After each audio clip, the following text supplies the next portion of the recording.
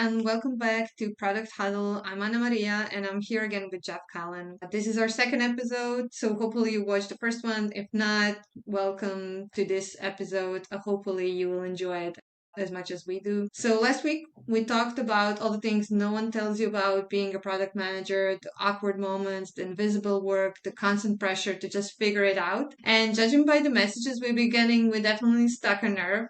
So here's the thing.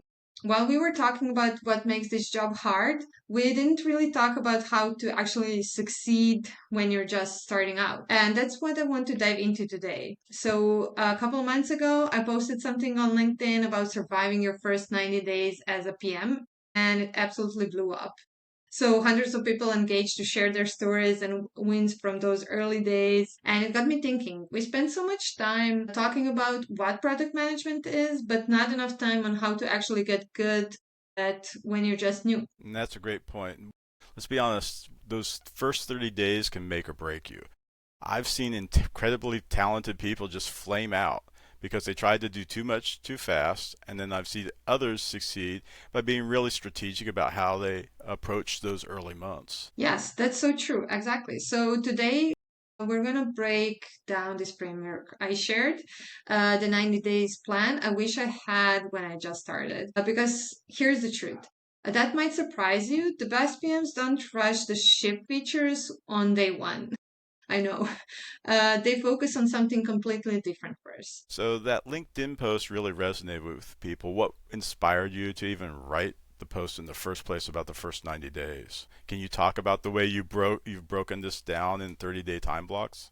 A lot of times I'm just asking myself, what would I want to find online when I was just starting, or when I was in this situation, next situation, this challenge, next challenge. So I'm going from my own points. So hopefully there's a value there. I would really love to bring value to other people, but I would love that I found those articles or anything, any kind of tutorials, no matter what, when I was just starting. So, and first 90 days seems like the most important part when you're just starting. So it's like 3 months roughly.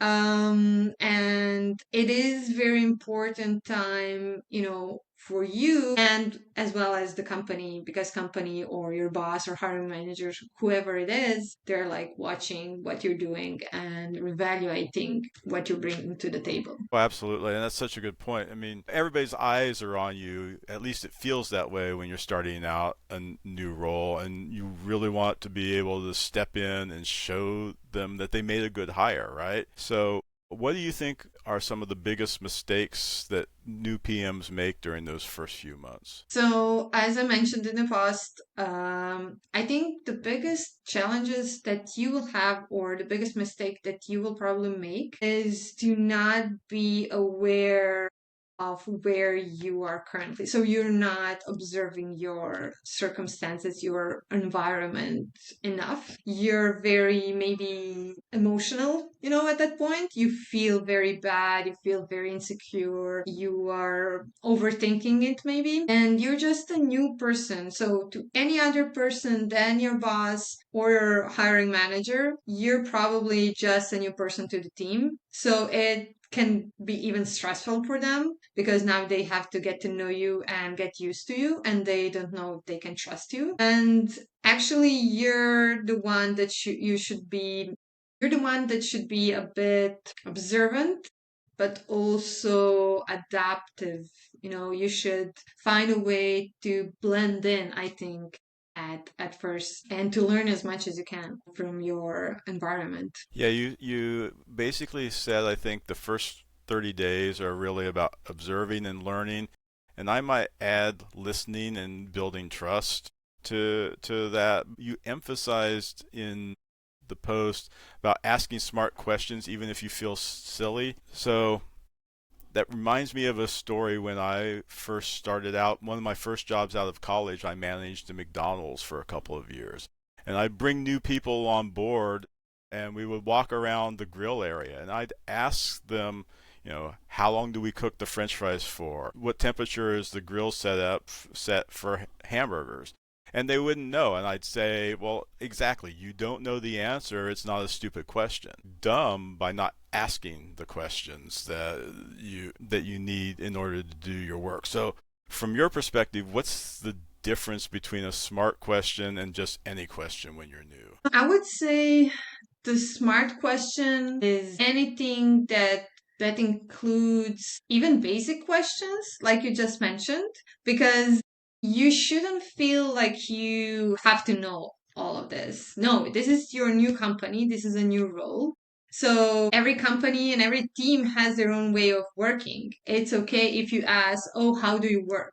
Like, do you have dailies? Like, literally, you can ask that. And how do you communicate? What's your preferred way of communication? So, this feels like very basic questions, but they're very important. And if you haven't found out the answers to those, you will feel dumb and ask dumb questions later. Because I think the only reason difference between smart and dumb questions, even though I don't like the phrase dumb questions, but the only reason is when you're asking them, not specifically of what the question is. So at the beginning, you have this opportunity to ask all of these questions and feel, nobody will judge you. But if you don't find out that fast enough, and now after, I literally got asked after 2 years by a colleague something that's very basic that he or she should have known like after a month in this company. So then I felt that's a dumb question because how did you work last 2 years not knowing the answer to that question? And if that person would have asked me like 2 years ago when they just came, I would felt like, oh, this person is very like detail oriented, wants to know and wants to infiltrate very easily and very quickly. But now I feel like you haven't been doing your job good last 2 years. So I think the only thing is the timing of the questions. I think that's a really good point. One of the things that I do when I'm talking to somebody for the first time is ask them, just as a simple thing, ask them to say their name for me so that I can hear it said correctly. Because there's nothing more embarrassing than being a month into the role, 6 months into the role, and you have to introduce that person and you've never actually heard them say their name. And you're like, and so you end up stumbling through the introduction or just not doing it because you're scared you're going to say their name wrong. Oh, that's so important. Honestly, yeah, good that you mentioned that. And it gives you this sense of trust that that person is actually thinking of remembering you and remember it correctly and very focused on being respectful towards you. Yeah, so much of those early interactions are about building that relationship, building that connection. So, you Yeah, yeah. mentioned also, though, how decisions get made and learning how the decisions get made, and then not just focusing on what gets shipped. What does that mean to you? So I feel like from very early on, no matter actually if you just are breaking into a PM role or you're a senior PM, I think this affects a lot of people, no matter the seniority, is the fact that you want to prove yourself. And then you're focusing on shipping features. I want to get this done. I want my CEO or my boss that they feel that I'm very effective, productive. I make things very fast and hopefully on a good quality, but mostly they're focusing on being fast. So there is this difference of quality over quantity and being fast and doing the right thing. So you should be prepared, I would say. And this goes for founders as well, not just PMs, but PMs kind of get this, I would say, illness, not to be so focused on that bone to get it. If you, from the moment you started until the end of the road, you got very important information that you shouldn't be focusing on that end of the road anymore. Something happened, which nowadays is very often, I would say, with all of this, new technology, AI, whatever. rapid pace, you could be, totally losing your time, losing your effort because something is not valuable anymore for your product or your company. And you should redirect those efforts into something else. So don't be afraid of focusing on past decisions to be just, a person who is just an executor. So we made that plan maybe 2 years ago, and now we're just going to execute it no matter what. I think like a lot of PMs should be aware, be prepared to challenge even yourself. Right. So much of starting out in a new role is about learning the workflows of the organization that you're coming into. And a big part of those workflows is not just the final execution, the output, the outcome, but how those decisions get made in the first place. So it's a huge piece of the process is just kind of soaking in those workflows and making sure that you understand them. Yeah, that's very true. That's very true. You should be aware of making that decision and be a part of it. That's for sure. So I think it's very unfair to hire a PM and not give them at least opportunity, but also the meanings to make a decision and be a part of it. If not, even lead with questions and proposing. So let's shift now to days 31 through 60. In your post, you talked about that being the goal being to add value without overpromising. And that phrase, without overpromising, really stood out to me.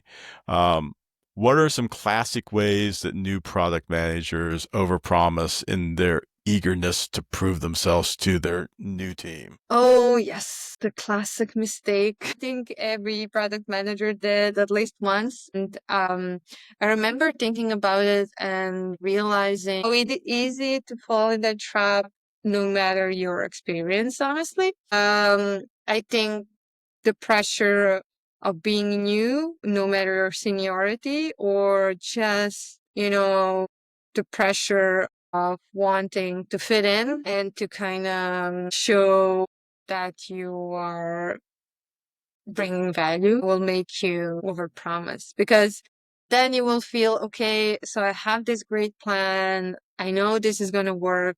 I know this is very important, but how can I make everybody feel that way? And then you start to have a presentation, you're talking about it, you have the data, you're showing this and that, and you just see on their faces, they're not very enthusiastic as you are.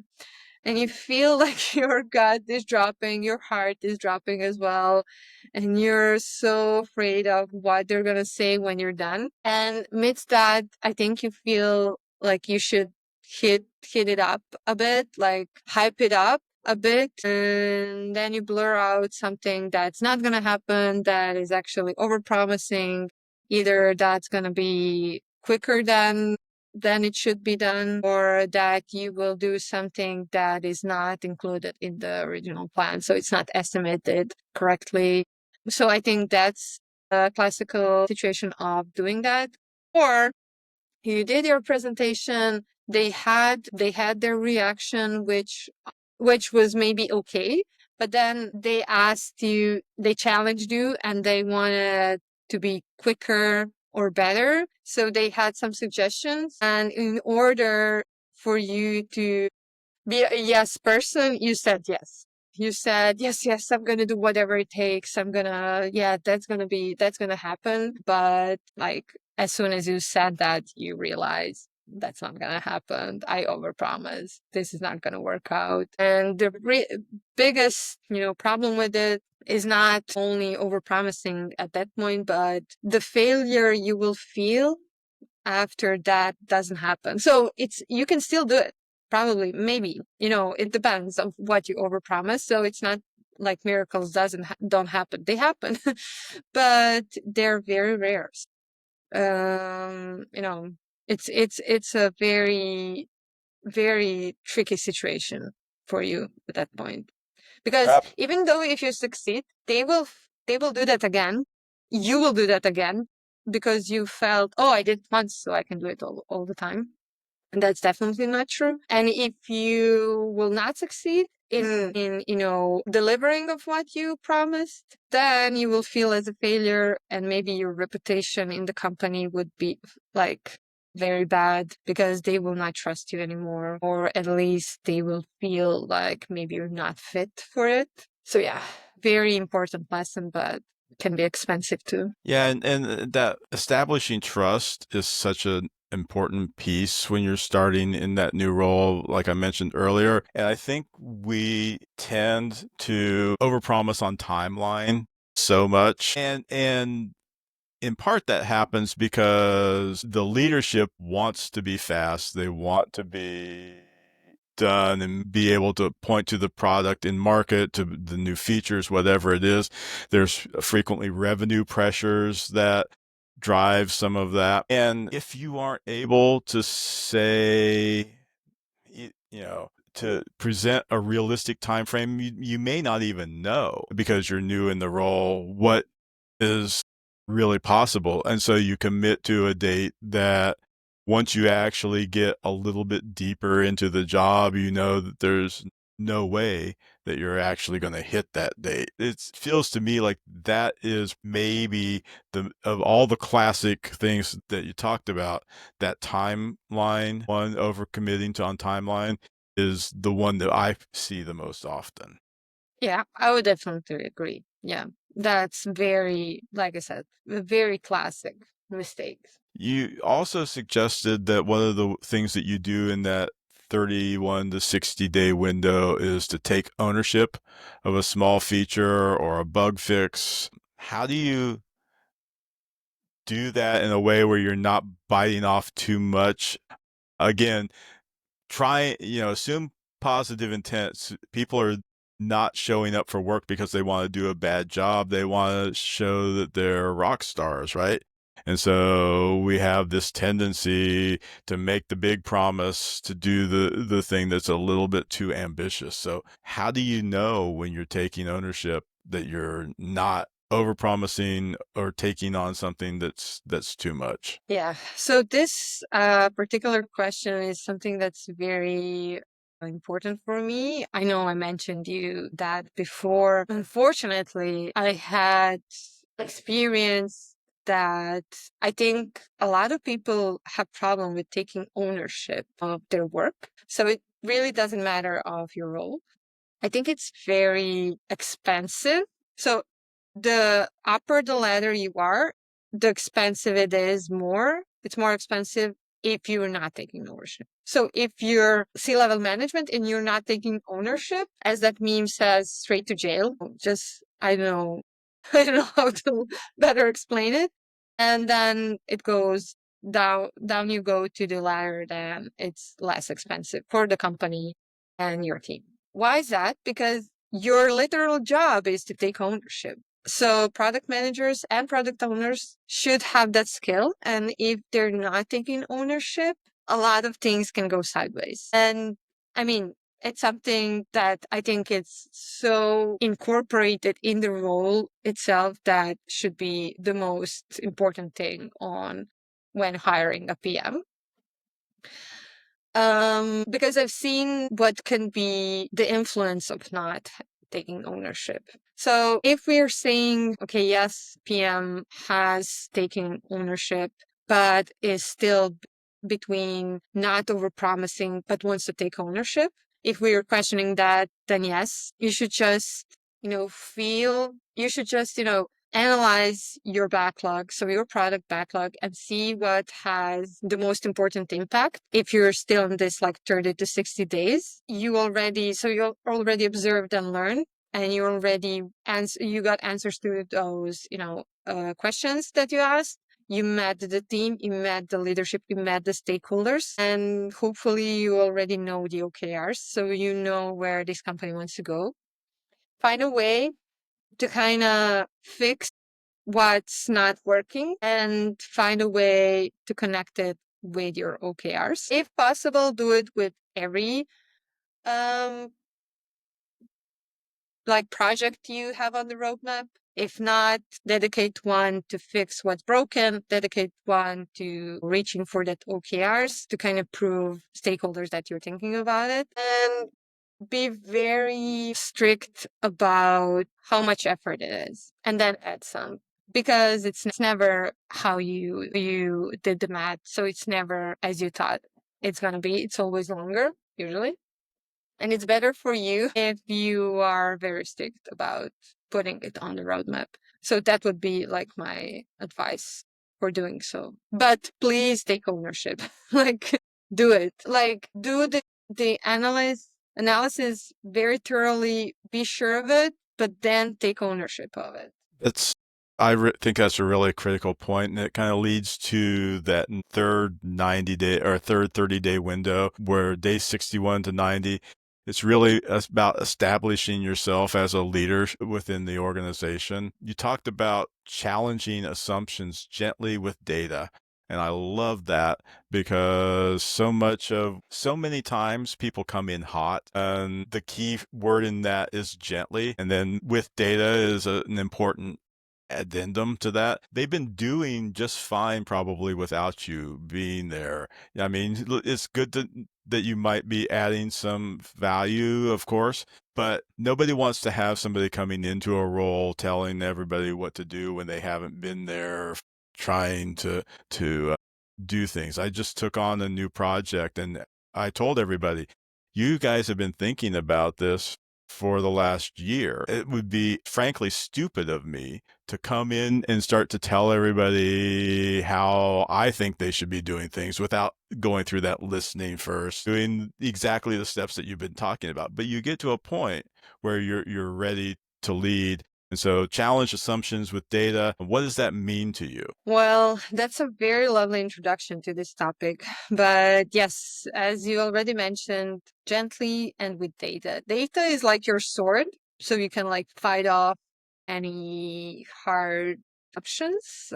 So any doubts, I would say. So you will use it to resolve doubts. But yeah, I think PMs could sometimes feel as they are like a devil's lawyer attorney, because you need to challenge actually every assumption, even yours. And then you come, you're like a new person, they don't trust you, and now you're already, um, challenging those assumptions. I think the most important thing there is that you did your first job correctly. You communicated, you met the team, you introduced yourselves, you showed already some of your processes, systems, so you gained the trust at least to some extent, and preferably from all involved. And then, as we did in the 30 days before leading, we already uh, you know, brought some value on the table.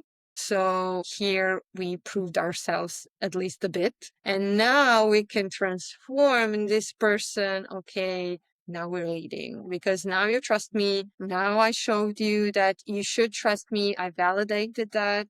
And now I can tell you from my experience and from all the systems that I've done, from all the analytics that I did, from all the planning that I did, this is the best way to go. Good thing is they're expecting you to do so. So you should feel, motivated to do so. And hopefully you are a person that really loves to do this job and has this leadership within you. So this is very natural for you. But you just have to have in mind that what you have in your head, the entire plan, is only in your head at this point. So they don't see it yet.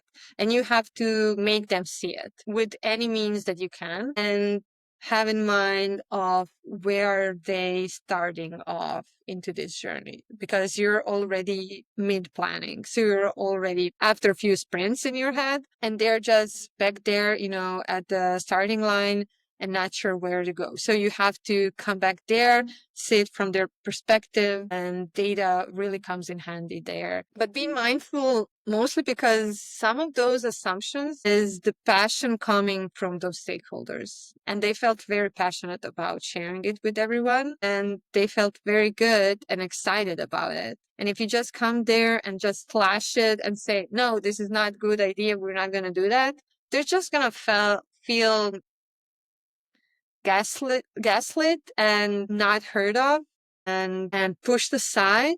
And that's definitely not something you want to do, or that's also not the way to do it, because everybody should feel included and should be included. That's why they are your key stakeholders. But data usually helps a lot in assuring people of which road you should take. And then also, you don't have to say no at this point. You can just say, we're having this for the phase 2 or something like that. So, just find your like way, your style, I would say, in doing so. Yeah, absolutely. I mean, that makes a lot of sense. When I start to think about, I come into a role, and what I do is right in the name, right?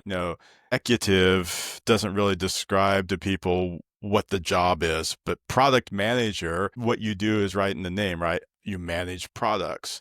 There's another layer to that, right? It's driving impact. So do you see a difference there between managing a product and driving impact in that product? To me, that distinction seems crucial. Oh, yeah.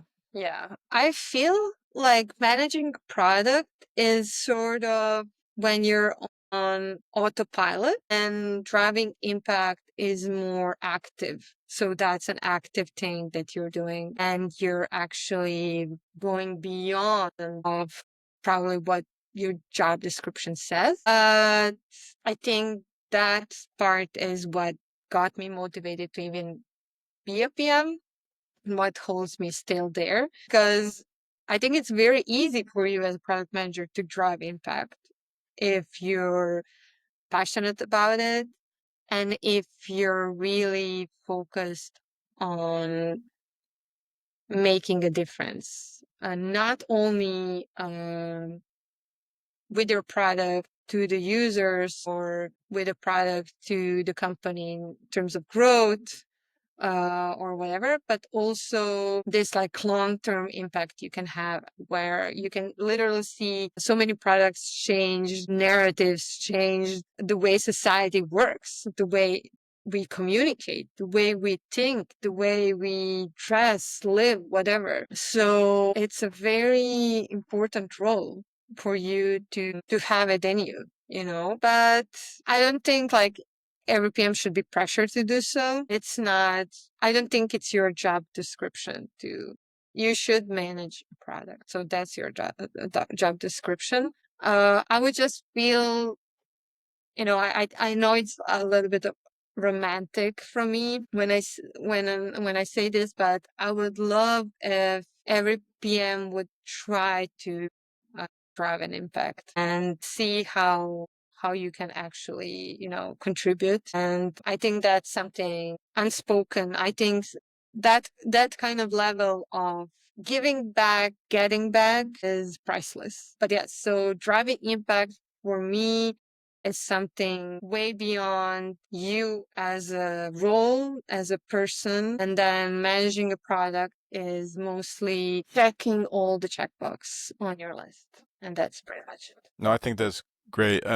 I see the product manager role as a lot of that is a more passive caretaker role, like you said, checking boxes, versus what I really want from my team is that passion, that desire to make an impact, to make a change. I was interviewing a stakeholder, and I don't know exactly how old the guy was, but he was probably in his mid to late 60s. And I asked him, I said, with the success you've had in your career, you could be on a boat somewhere having a drink, and instead you're still doing this thing. And why do you do it? And he said, it's because I want to make an impact. Yeah, that's a So special type of drive you have, I think. And it's so rewarding. I think there's nothing more rewarding in your job uh, beyond that. So I think that's a great point. Does this approach change if you're joining the team as a senior PM versus a junior PM, or is it the same? I think that it should change, but not necessarily. So I think this approach of 90 days is something that is very, impactful. That's very important for you to have in mind, no matter your seniority, and useful, because you're new. They don't know you. They don't know you can have this title, but they don't know what's behind it. How did you get that title? Each company has their own scoring point for seniority. So have this cheat sheet, I would say, this reminder, I think actually helps you to gain, this perspective once more, because I know we talked about it before, but you have so much experience, you forget how it feels to be junior, which means actually to be a new person there because you're new to them. And having in mind how much experience you have can be very useful, but also it can actually help, it can give you much more bigger, distinction between you and the people that you're trying to talk to try to connect to, because you're already doing the work and you forgot that you have to do the first step, and which is observe and learn. And you always have to observe and learn, no matter how much Absolutely. experience you have. So you have to connect with them, and that should be your priority at first. Maybe it won't take 30 days, but it should be a priority. Next thing, you should bring value. That's why you're hired. Maybe you will bring value before because now you're a senior and you know how to do it faster, quicker, better. Yes, great, but you still need to do it. And then later on, you have to lead. You should lead even so, but you should also have that in mind that your team has to be ready for you to lead. Yes. And it's a process. So I think pretty much it's the same practice for juniors and seniors, but it's just that senior product manager already knows that, hopefully, and junior ones are a bit more, where should I go? What should I do? And then this could be like a very simple cheat sheet for them, kind of, oh, did I do this? Did I do that? Okay, I should focus on this. I have time. Everything is okay, and so on. I think that's exactly the case. I wanted to follow up on one thing that you said, which I think is 100% true. I don't think the steps necessarily change. You still don't know what you don't know, whether you're a junior PM or a senior PM. You still need to engage with the organization and grow into that leadership, kind of earn your capital, if you will.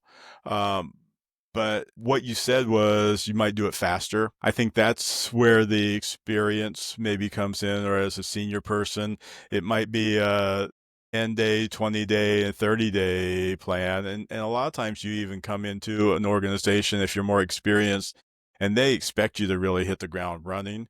They're already running behind on a project, and so you don't necessarily have the luxury of taking 90 to really step into the position. That is, I think, one of the things that comes with experience is the ability to accelerate some of this. One of the things that we talked about in our last episode was the importance to say no, of saying no. When in that 90-day timeline do you think PMs earn the right to say no? Such an important question, and something that I really hope everyone is thinking about, especially PMs. That's a very crucial skill 4 p.m. And I think that's the worst case scenario for a people pleaser. But you have to learn how to say no. The only thing I would try to remind a person who is maybe just starting off is that you will have no benefit of just saying no right off the bat and very early on, or even very often. That there is a myth, I think, that you should show up very, strict, and that what means leadership, that you're just saying no to everyone and to everything, which is just a myth. You're not succeeding in whatever you're just trying to do. Take it slow, learn and observe, connect with people, gain their trust, show value. When you're in the leadership phase, then you can say your first no. But if possible, choose your battles, choose it wisely, because it's easier for you long term to really think through your no's than just saying no off the bat. So really be sure and be prepared of bringing receipts of saying no, and be sure that you will take it through the end. Sometimes it's not about what's easier and what's harder in that terms. It's actually more of a strategy of you should say yes to something that is maybe not so important for your plan or your strategy in your product and gaining whatever your focus is, than to say no just because you think it's a bad idea, but it's not so much effort from your side, let's say. And to make sure that you're ready when you will get out your big guns, that you don't get a no as well. So yeah, I think you have a much better combination of much better, I would say, equation of when to say no and when not. I know I heard you say that, so I think I'm gonna let you to do the talking now. Well, I mean, no is so important, but to your point, you have to there's a certain amount of organizational capital that you get when you start with a company. And think of it as chips stacked next to you or credits or whatever. You'd spend those wisely because you don't have a lot. It's like playing at the poker table or playing a video game. You're not given the most powerful weapons when you start out on a video game. You're not given the resources to buy the most powerful weapons when you start a video game. You start with a simple weapon and not a whole lot of credits on your side. You have to pick your battles carefully and use your credits wisely when you're starting out until you have earned more, and then you can do more. And I think a lot of times it's, again, people come in really hot at the beginning of it because they want to show everybody everything that they know. If you go into it, again, thinking that you have to observe, learn, listen, and build trust, eventually you will earn your place at the table where you can add your nose to the stack. I feel like we've given people a lot of very practical insights and given them a real roadmap here for that first 90 days. How do you Yeah, feel? I really hope so. And honestly, if there's one thing I want people to take away from this, it's that those first 90 days aren't about proving you're the smartest person in the room, but they're about proving you can learn, adapt, and build trust. Because that way, you're a very valuable part of the team and the organization. Exactly. And if you're in those first 90 days right now and you're feeling a little overwhelmed, and maybe you found this podcast out there and decided that you needed to listen to it, just know that that is completely normal, and you just need to focus on one phase at a time. Yeah.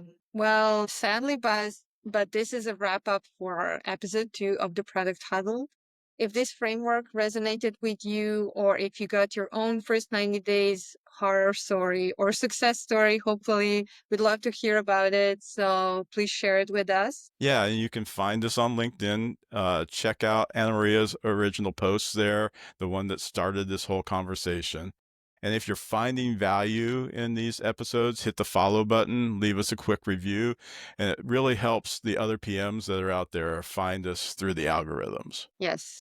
And in the next episode, we're diving into something that every PM deals with, but nobody talks about enough. We're not going to spoil it. Until then, remember, good product management isn't about having all the answers. It's about asking the right questions at the right time. Thanks for listening, and we'll catch you next time on the Product Huddle. Goodbye. Bye.